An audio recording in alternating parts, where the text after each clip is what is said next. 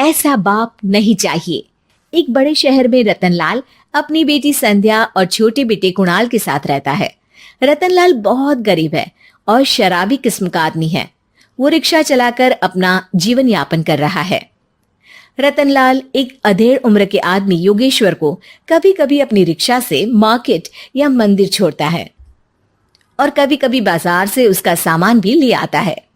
एक दिन रतनलाल योगेश्वर से कहता है, साहब, आपके पास गाड़ी है, फिर भी आप कभी कभी रिक्शा से क्यों जाते हो? इन शहर की गलियों को आराम से देखना मुझे बहुत पसंद है। ठीक है साहब, मैं चलता हूँ, कल फिर आऊंगा। अरे रतनलाल, रुको तो। मैंने सुना है कि तुम अपनी बेटी को कुछ पैसों के बदले किसी को दे रहे हो।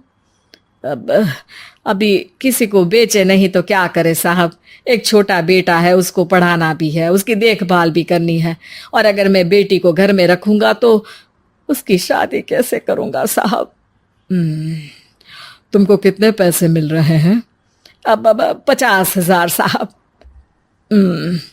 देखो, मैं तुमको पूरे 20 लाख रुपए देता हूँ। तुम अपनी बेटी संध्या को मुझे दे दो। हैं? 20 लाख? धन्यवाद साहब, धन्यवाद। मैं कल ही उसे आपके पास छोड़ जाऊंगा साहब। अगले दिन रतनलाल संध्या को हमेशा के लिए योगेश्वर के यहाँ छोड़ आता है और बदले में 20 लाख रुपए लेकर घर आ जाता है। रतनलाल जिंदगी में पहली बार इतने पैसे पाकर बौखला गया। उसने एक अच्छा घर लिया। कुणाल, अब हमें कोई चिंता नहीं है, तो अब अच्छे से पढ़, खूब मन लगाकर पढ़ाई करना। पापा, मुझे पढ़ाई करना अच्छा नहीं लगता। अरे तूने अगर ज्यादा बकवास की ना तो बहुत मारूंगा। कल से तू अच्छे स्कूल में जाएगा तो जाएगा, हाँ बस। कुणाल का एडमिशन एक अच्छे स्कूल में हो जाता है, लेकिन आए दिन स्कूल से शिकायत आती ही रहती है। 10 साल बाद एक दिन प्रिंसिपल मैडम रतनलाल को स्कूल में बुलाती है। रतनलाल, आपका बेटा कुणाल बहुत आवारा हो गया है और ये बिल्कुल भी पढ़ाई नहीं करता है, बल्कि उसका दिमाग गलत कामों में जा रहा है। अब मैं उससे बात करूंगा मैडम। ठीक है, आज ये आखिरी मौका है, अगली बार तो मैं उसे स्कूल से ही बाहर निकाल दूंगी।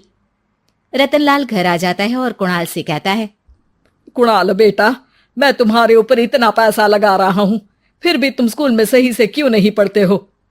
आप तो रहने ही दीजिए, मैं सब जानता हूं कि ये पैसा कहां से आया है।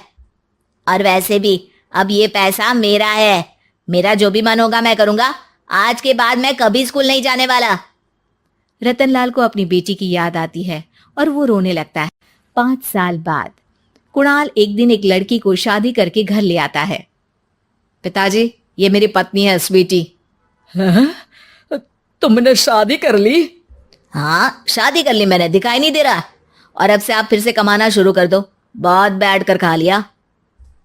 कुणाल, तुम इस बुड्ढे को घर में क्यों रख रहे हो? देखो ना, ये शराब पीता है, इसे घर से बाहर निकाल फेंको।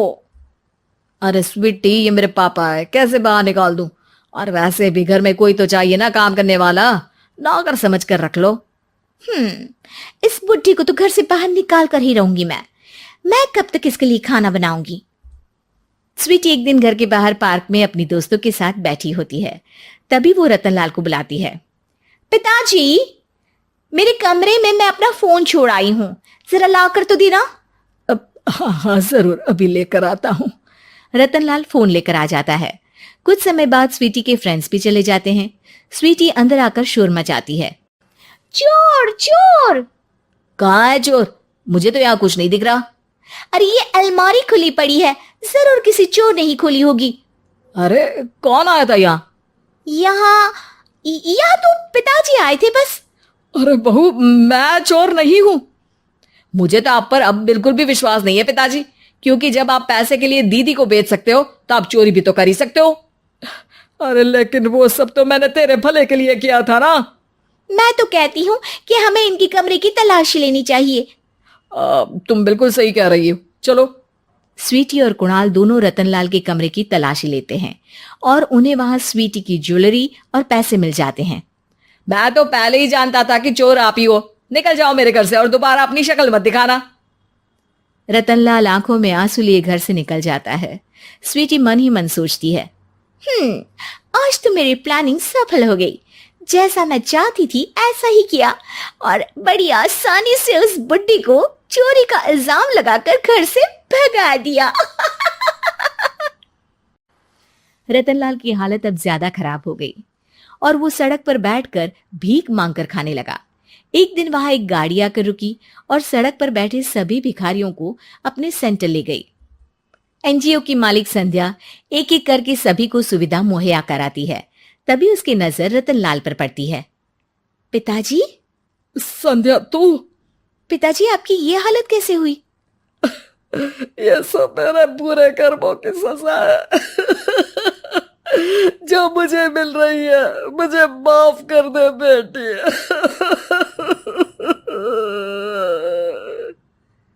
पिताजी, मैं आप पर बिल्कुल भी गुस्सा नहीं हूं, क्योंकि आपने मुझे यहां भेजकर अच्छा ही किया। मेरी जिंदगी बदल गई। लेकिन ये सब हुआ कैसे बेटा? आप ये नए कपड़े पहनो, तब तक मैं योगेश्वर अंकल को बुला कर लाती हूँ। योगेश्वर अंकल? हाँ अंकल। योगेश्वर जी ने तुझसे शादी नहीं की थी? नहीं तो पापा, उन्होंने तो मुझे पढ़ा लिखा कर इस काबिल बनाया है कि मैं आज सबकी सेवा कर पा रही हूँ। रतनलाल पश्चाताप करके रोता रहता है। तभी योगेश्वर भी वहां आ जाता है। रतनलाल जी, आपकी ये हालत कैसे हुई? इतने सारे पैसों के बावजूद भी? क्योंकि मैंने बेटे और बेटी में भेदभाव किया था। लेकिन आपने ये कैसे किया? मुझे ये जानना है, बताइए। सालों पहले जब संध्या छोटी थी, तब मैंने एक बार एक आदमी से तुम्हें बात करते हुए सुना था, जो कुछ पैसों में संध्या को तुमसे खरीद कर शादी करना चाहता था। मैं उस समय एनजीओ में बच्चों के लिए ही काम कर रहा था और मैं किसी भी लड़की की जिंदगी खराब होते नहीं देख सकता था। इसलिए मैंने अपने जीवन की कमाई का एक बड़ा हिस्सा तुम्हें दे दिया था। सच में कितना गलत था मैं। मुझे माफ कर दो। अब आप दोनों मेरे साथ घर चलो और आज मैं अपना सच्चा प्रायश्चित करना चाहता हूं। योगेश्वर और संध्या रतनलाल के साथ घर जाते हैं। स्वीटी दरवाजा खोलती है। चोर भिखारी, तू फिर से आ गया? चल भाग यहाँ से बुड्ढे। ये घर तुम्हारे बाप का नहीं, मेरा है। बाहर निकलो यहाँ से। रतनलाल कुणाल और संध्या को घर से बाहर निकाल देता है। योगेश्वर जी, अब ये घर आपका है और अब आप यहाँ एक और एनजीओ खोल सकते हैं। शायद अब ये सच्चा प्रायश्चित है। संध्या अपने पिता के गले लग जाती है।